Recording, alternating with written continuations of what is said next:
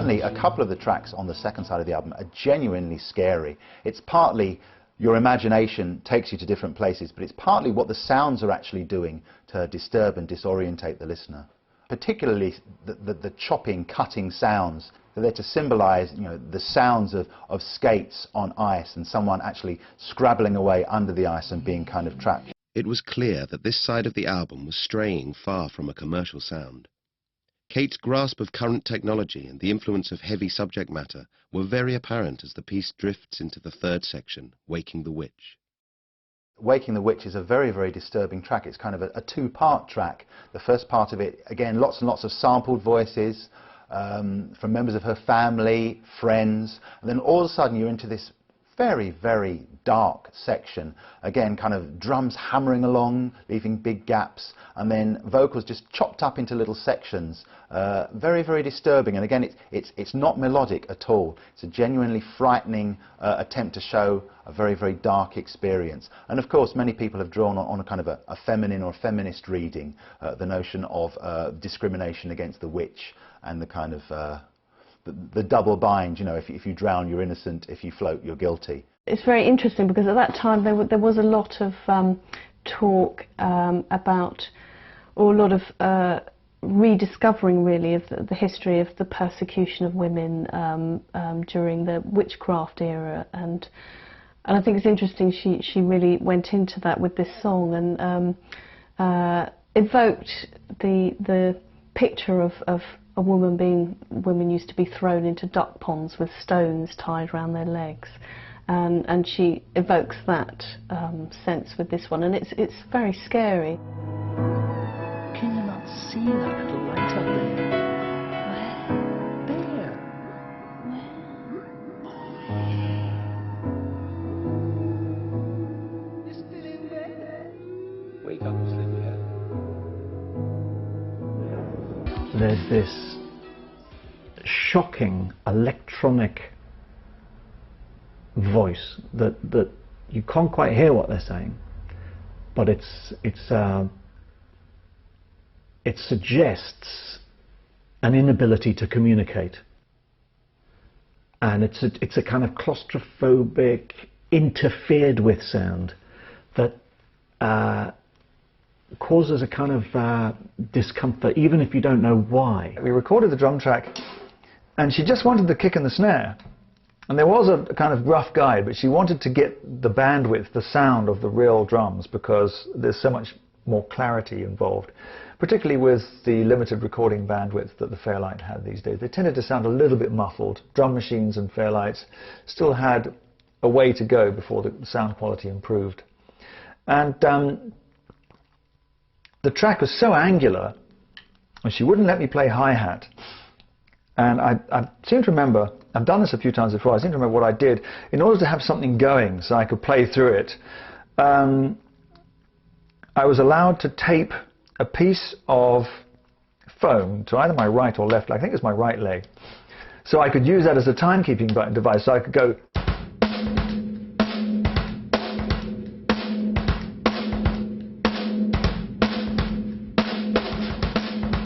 So I could do this frenetic part without it sounding too angular. Waking the Witch demonstrated Kate's ability to create tension and unease through her music and storytelling, although it wasn't necessarily what the listener was comfortable with. By the time you're midway through Waking the Witch, it's clear that you're in a bit of a nightmare, and as a listener you've got the choice. Shall I stay with this?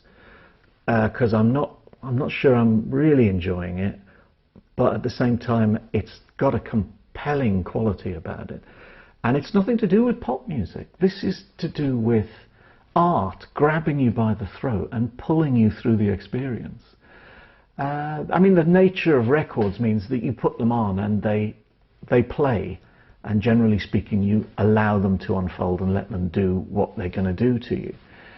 But not very many records will have you shifting around thinking, shall I listen to the rest of it? It's a bit like being caught in the middle of a film you know is going to frighten you, and if you don't like being frightened, you generally say, this isn't for me.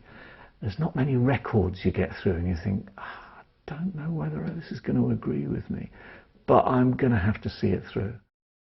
The listener, however, fails to find suitable respite in the next track, Watching You Without Me. Although calmer than Waking the Witch, it still conveys a sense of fear and frustration as the narrator watches their loved one from a higher plane. Watching You Without Me, that reminds me of those Japanese horror films where the ghost sort of slowly emerges from the shadows, and there's that feel here with Kate's voice. She's again experimenting with her voice, and it does feel quite chilling, where she's trying to communicate with her loved one, trying to project herself in her panic and in her pain to her loved one somewhere far away. You watch the clock move the slow hand.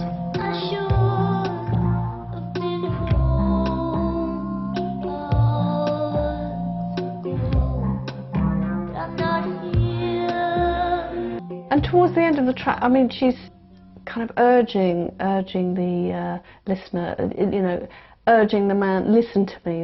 And I think that does echo the sexual politics of the first track, Running Up That Hill, and highlights again the theme in the album of non-communication, of men and women fighting and not quite understanding each other. I've always felt that track was about ghosts and about the afterlife. And maybe again that's something that she's dealt with since the early years. Wuthering Heights seems to be a lot about that whole sense of two lovers who are only united in death when they're like ghosts roaming on the moors together. Well, I think she was very influenced by accounts she read of out-of-body experiences and people who died briefly, and the fact that they would always be looking down upon their existence or having their whole life kind of run past them. This is a common finding for anyone who's been close to death or has died briefly. And I think she definitely drew upon that as an influence. With the ninth wave drifting from the narcotic and dreamy to the aggressive and scary, the following section provided a huge left turn within the tone of the suite and clearly harked back to Bush's Irish roots. I love the way Jig of Life just sort of bursts out. There's a lot of arrangements of Irish music throughout the album, and they somehow come right to the forefront here. Just when we thought it couldn't get any more perplexing, what we have now is, to the sound of an Irish jig in A minor, or is it a kind of nautical romp? It's hard to tell at this stage. We have what appears to be the future self of the narrator pleading with the narrator not to let herself die in order to let that part of her life live. Hello, lady. I know your face so well. I know it well. She says, na na na na na na. They're sitting in your mirror now. It's a place where the crossroads meet. Kate Bush's mother was Irish and was an Irish folk dancer. Her brothers are folk musicians, Irish folk musicians. And she always says that the Irish music is in her blood, the pipes pull at your heart and all that kind of stuff. And here is, I think for the first time in her output, an overt expression of her interest in Irish music. I got a phone call from Kate. She said, "Have you ever played a bodhrán?" And I said, "Well, I know what they are and I know how they're played, but no, I haven't." She said, "Well, could you play one?" And I said, "Yeah, I'll learn." So she brought in all these Irish instruments, all the several size bodhráns, I think, and she got me to bring my drums as well. And there were a couple of tenor drums she had, these kind of old-fashioned side drums without snares that kind of make this kind of a sound. So not like a tom, but more like a tenor drum. There were two sections. There was a 4/4 section, and then that kind of 12/8, if you like, the swung section, the triplet section. And she wanted the two to kind of blend together. And the second section she wanted to build. She wanted to build the percussion. She said, "I want it sounding like an army coming down the hill in full flight, attacking. And I need each verse that it goes through to build, each set of bars to build more and more. So we're going to layer you playing different drums. The 4/4 part of the whole thing, I think, was that it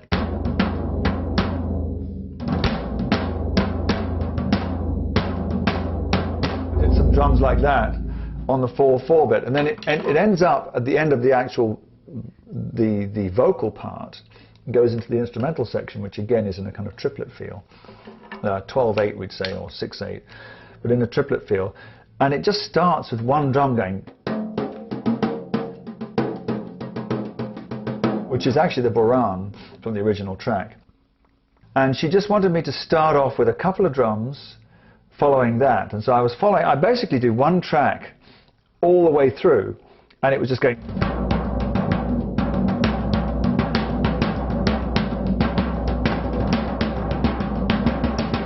What actually happened while I was doing that is I improvised. I was never scared of improvising with Kate, because if she didn't want me to do it, she'd say, don't do that bit you did in the second verse.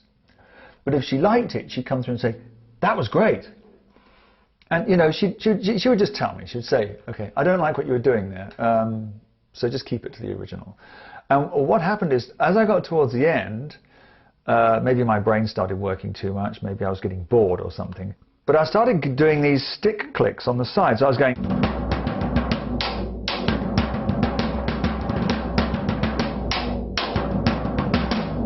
So I improvised, and I got more and more improvisational as I got to the end. And then Kate came through on the intercom and said, great, we'll track it. And I thought, oh God, okay, right, what did I do?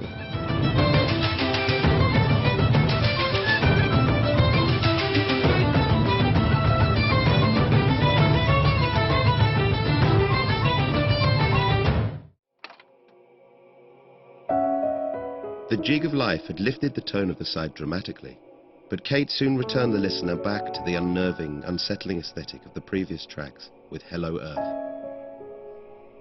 On Hello Earth, she seems to be talking about the force of nature and the power of storms and the ability to destroy people. And perhaps she's implying that people aren't necessarily the most important things on the planet. She writes from that sort of brilliant perspective of someone on the moon or on another planet looking back on Earth and having that sort of view of Earth. And but there's also a sense of the sort of insignificance of Earth. You know, perhaps you're saying, you know, we think we're so great, but you know, I can hold up one hand high and blot you out.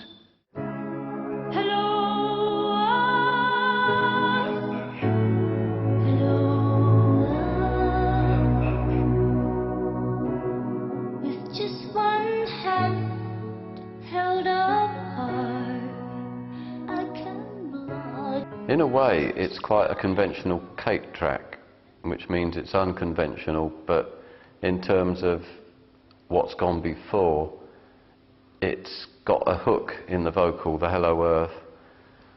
But then, of course, she brings in those kind of ghostly friars chanting, which completely sets it off back into the mood of the album.